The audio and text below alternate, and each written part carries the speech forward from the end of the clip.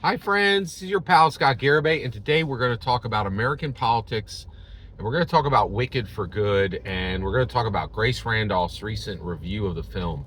So, Grace Randolph came forward and said, and did a fantastic review of the film. She said this movie is fascism and feminism. Like it's a yeah. Okay, and I was very upset about this, and the reason why is I already have 6 tickets bought. Okay, so and the reason why is the people I care about, they want to see this on Thanksgiving, right? And so in order to, and we all saw the first 2 hour and 20 minute movie, um, and we loved it. It was fantastic. It had banger songs. It was really upbeat and cool. It wasn't a 2 hour scolding session saying, "How dare you vote for Donald Trump?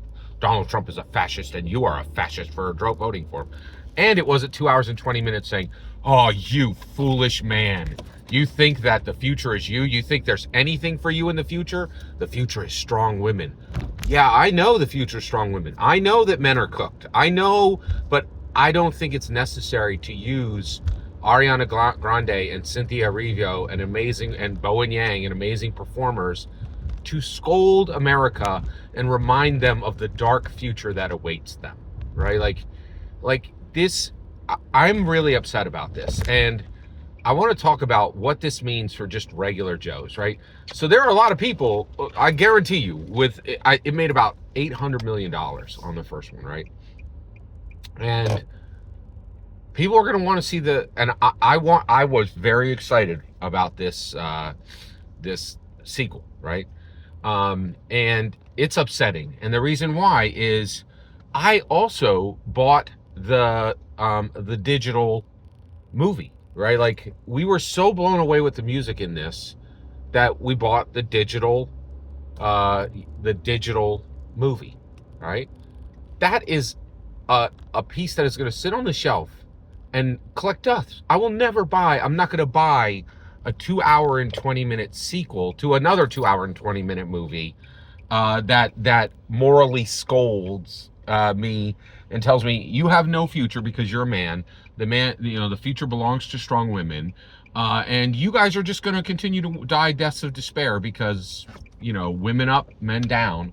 And then also says, "Oh, and you know what, Holly, as Hollywood people and as Democrats, we despise you for winning the election." Right?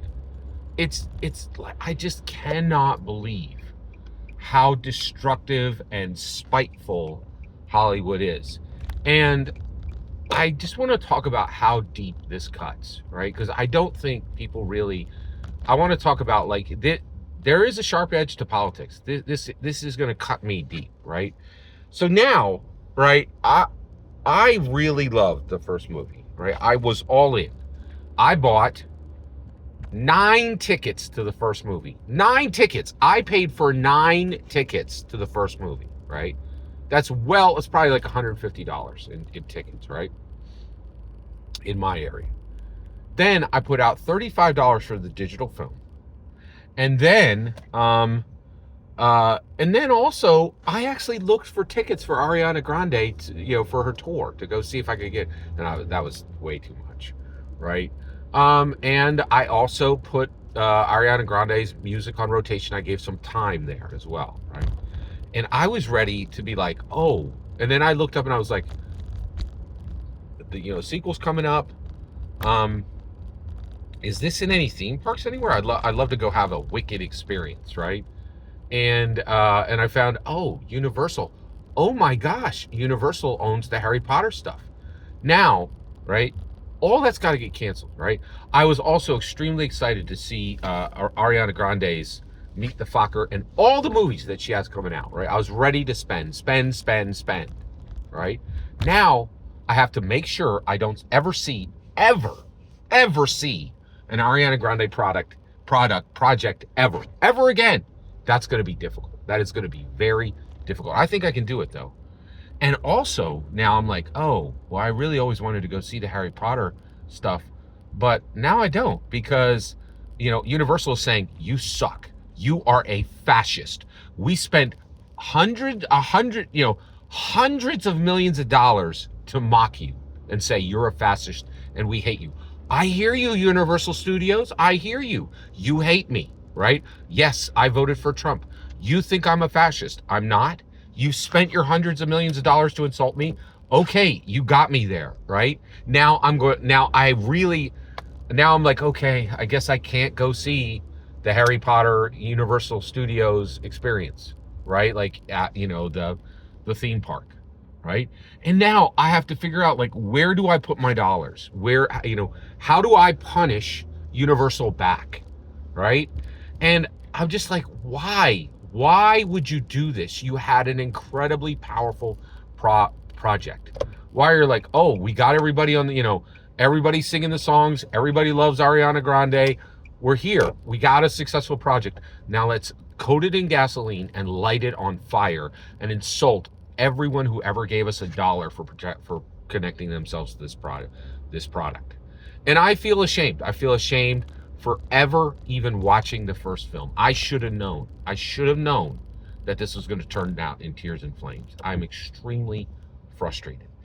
And I will tell you, right, like, I love politics. I love getting into it and getting scrappy, right? Like, and verbally, right? And now I'm like, I understand why people hate this stuff so bad.